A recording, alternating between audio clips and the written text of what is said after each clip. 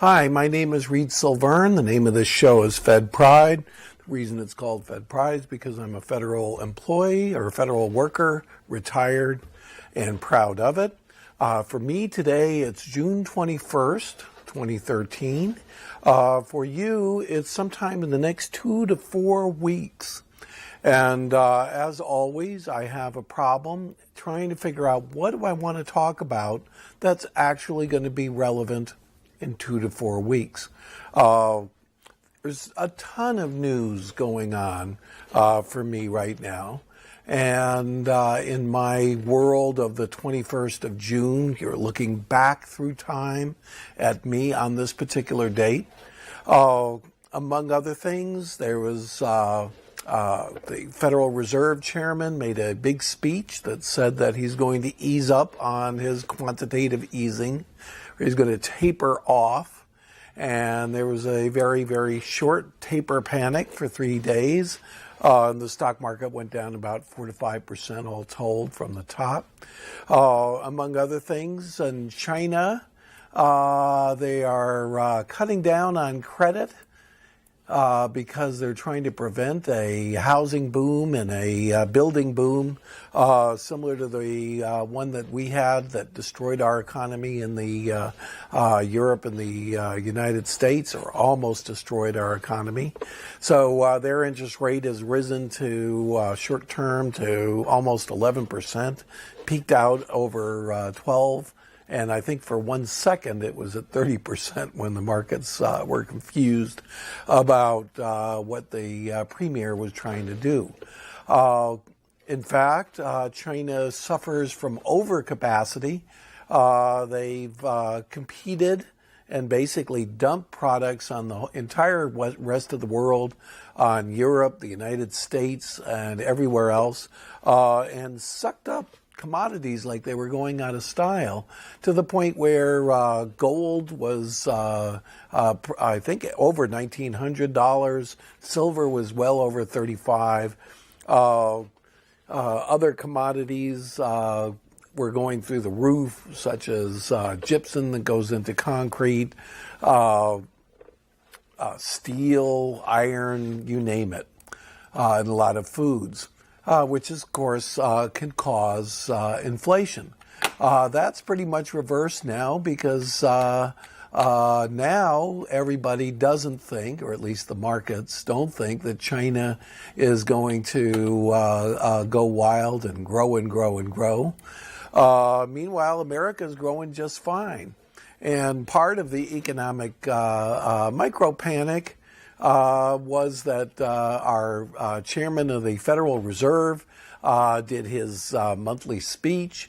And in his monthly speech, he said that housing is coming back. Housing sales are over 5 million units a year.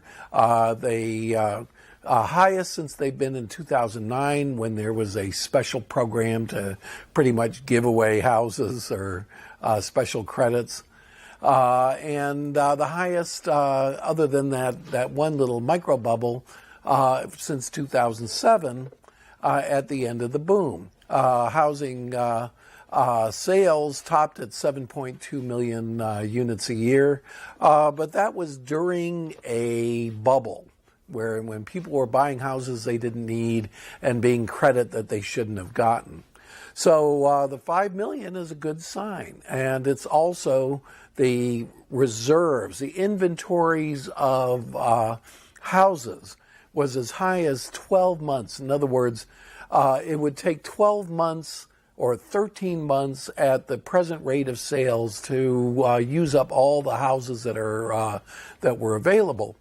Now that's down from 12, excuse me, from 12 down to 5 months, and 5 months is getting down to a normal rate.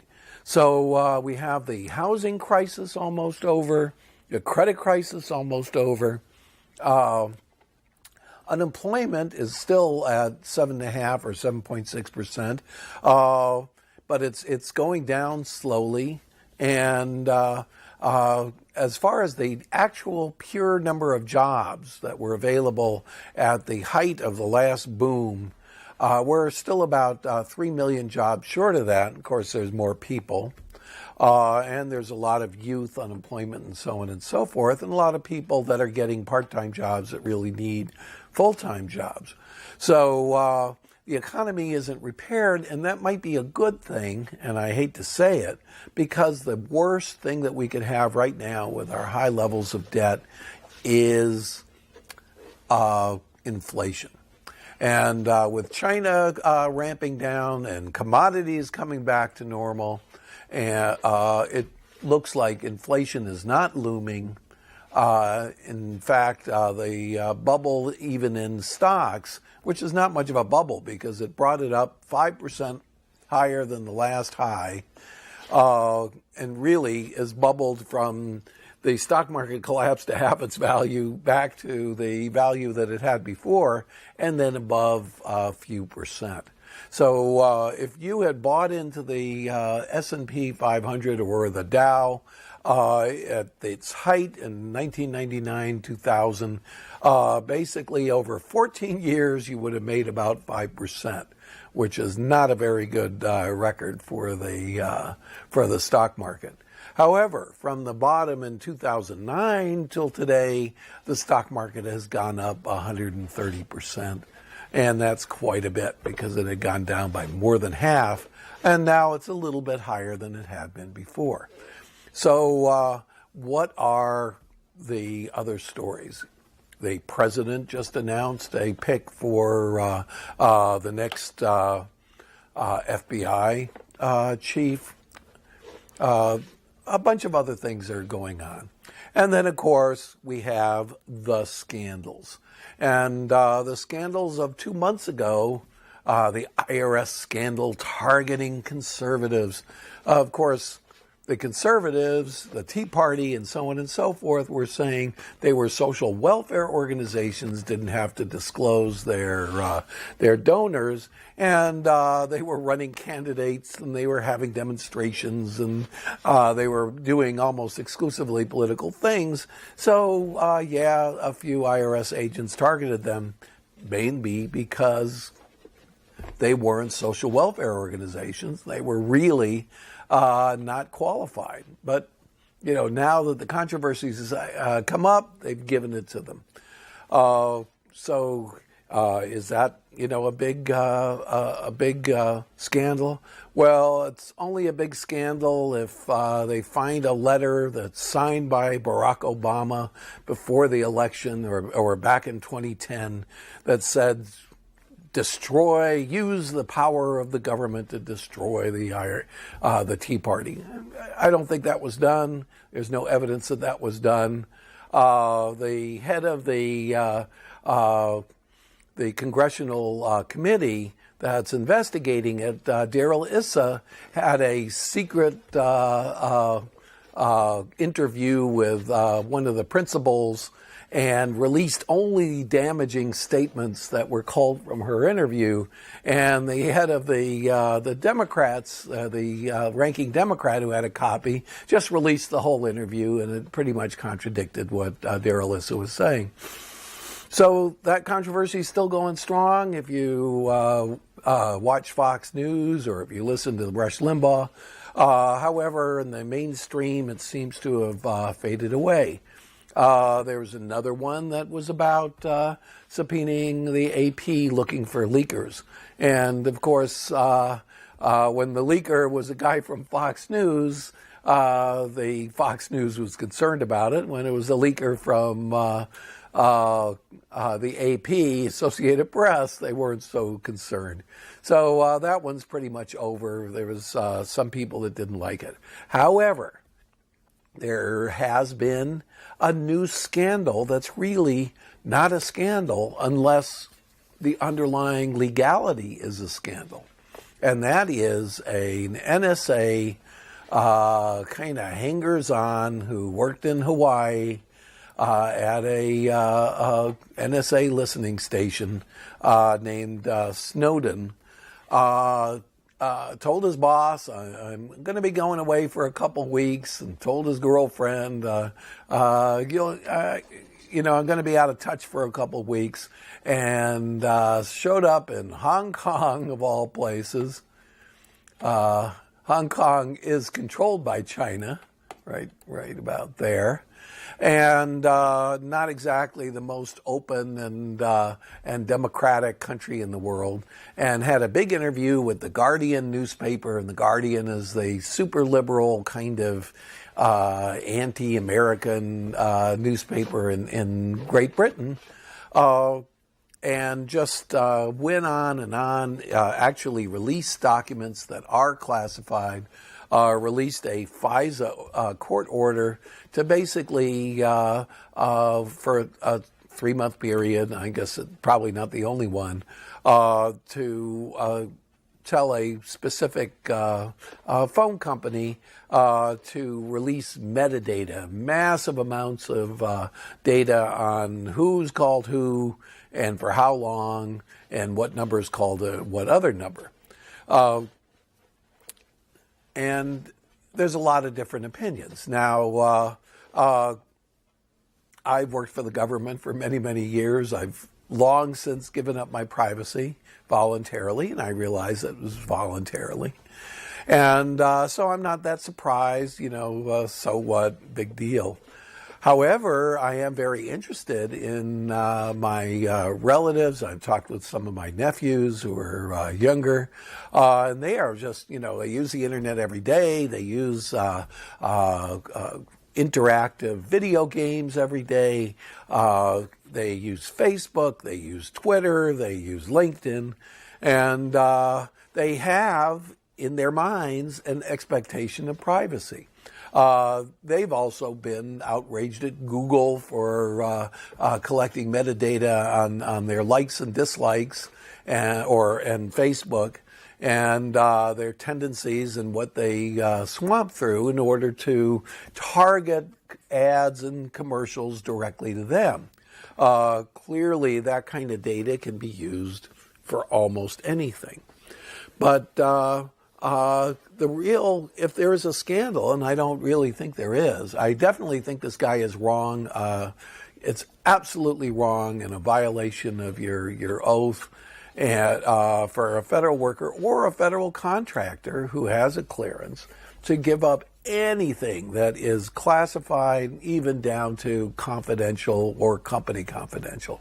It's wrong, it's stupid, and I think this guy is going to get prosecuted for it. Is he revealing anything that everybody didn't know?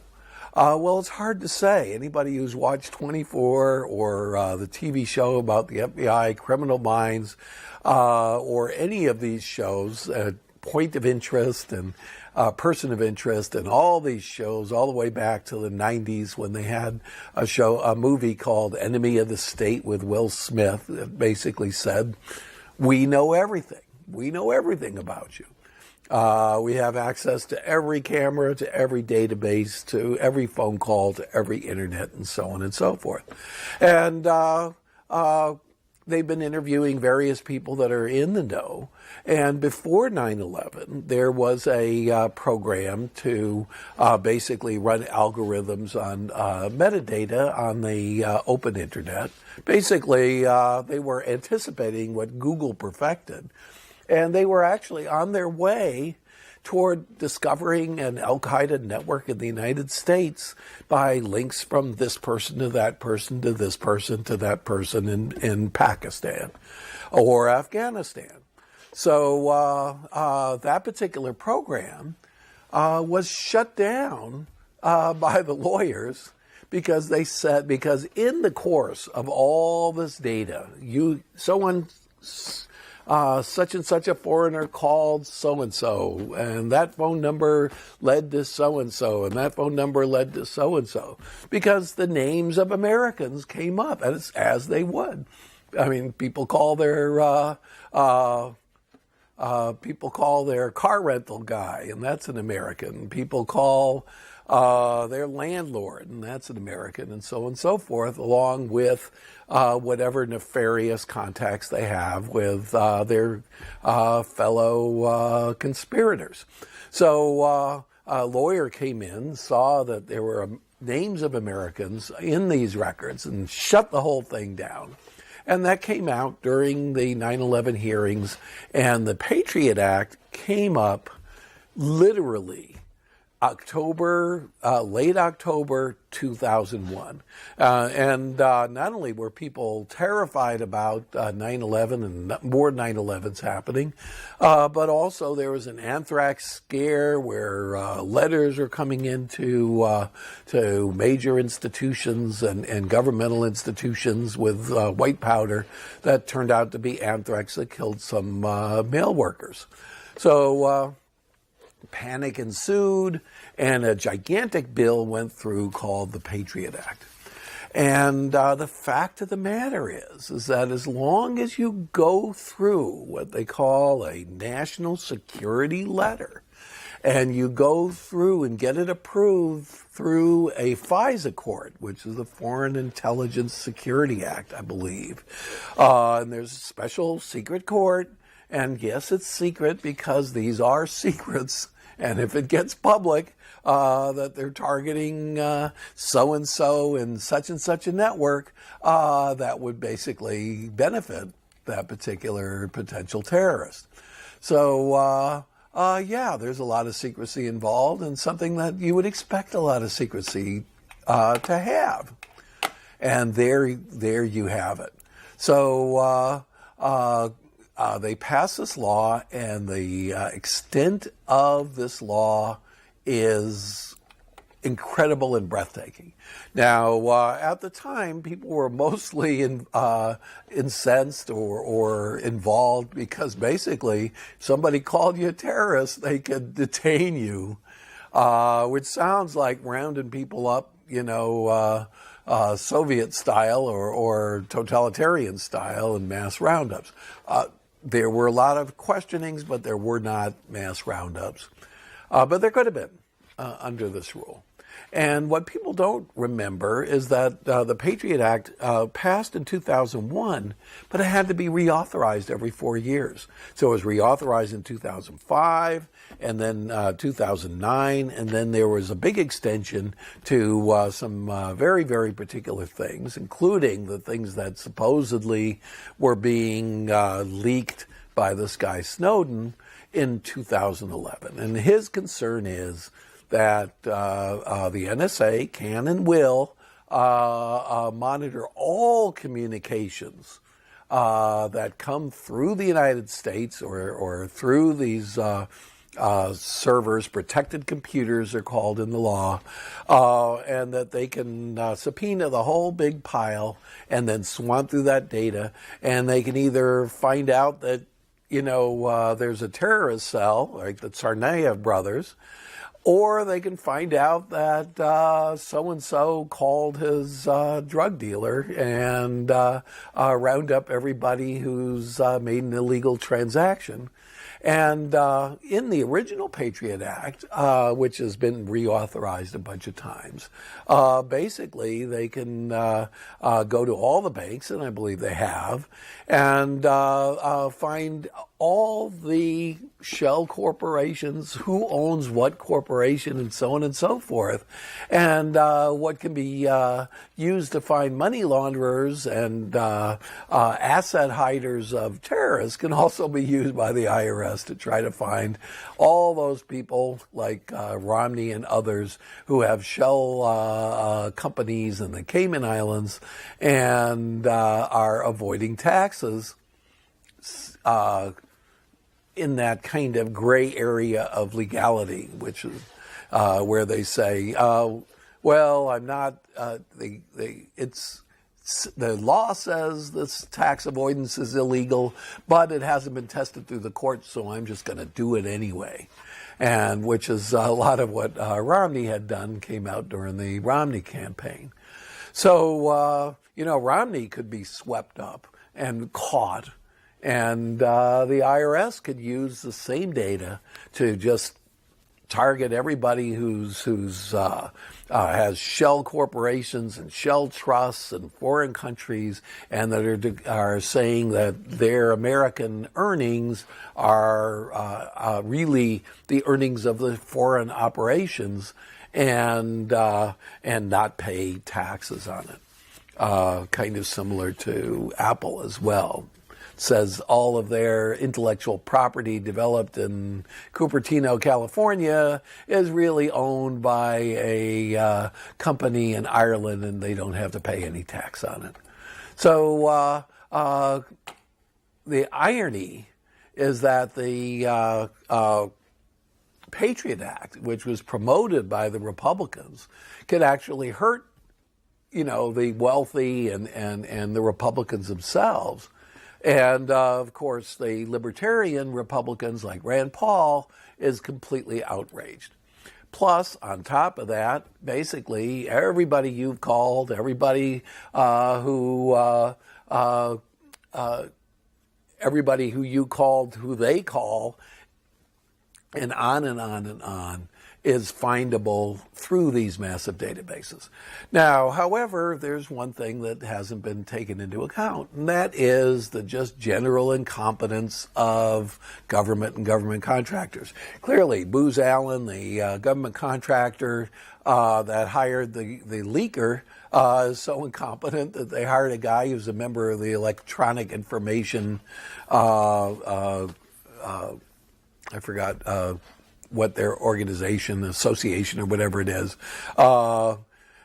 which is, an internet freedom organization and concerned on those issues and agitating on those issues. And certainly that could lead to somebody coming to the conclusion that this guy might leak, especially if his job is swamping through tremendous amounts of internet data.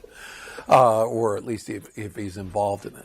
One thing that concerned me is that he supposedly copied all this stuff onto a flash drive, and flash drives have been illegal in any government-associated organization. You cannot put it into a computer. You can't bring it into a facility. And the fact that he could get a flash drive in and out of a highly classified facility just indicates that what they were doing is just, they had no security at all in that particular Booz Allen, which is this government contractor working for the NSA. Surprising to me, and I'm sure surprising to anybody who's, worked in a federal office. That's something that's been basically prohibited and banned and supposedly checked, can get away with that. Flash drives have been prohibited for years. So, and that little, tidbit just happened to be in the Guardian article about him. So, should we be upset? Well, this horse has gotten out of the cart 12 years ago. 12 years ago, they said that they could basically do roving wiretaps, have a FISA court approve basically what they call protected computer third-party data, that you've been posting everything and all your names and your contacts and everybody you know and everybody you like and everybody you don't like on Facebook for the last 6 years, thinking that that's your data. That is not your data. That belongs to Facebook, and if Facebook is responding to a national security letter or a subpoena or something, then they have a perfect right to give that to the government, and the government has a perfect right to take it from you. If that's bad, then the Patriot Act is what your problem ought to be, not what NSA is doing, because NSA is not doing anything that's not legal and that you didn't let become legal. Then let me put it this way. The Patriot Act passed the Senate 98-1. Russ Feingold, who's no longer even a senator, was the only one to vote against it. And it passed by a tremendous margin in the House as well. So, this horse has just flown. It's run out. It's out. It's out of the barn, and your privacy has been at risk for years. So it's up to, I guess, the American people to decide whether they care about that or not. Thank you very much. My name's Reed Silverne. This is Fed Pride.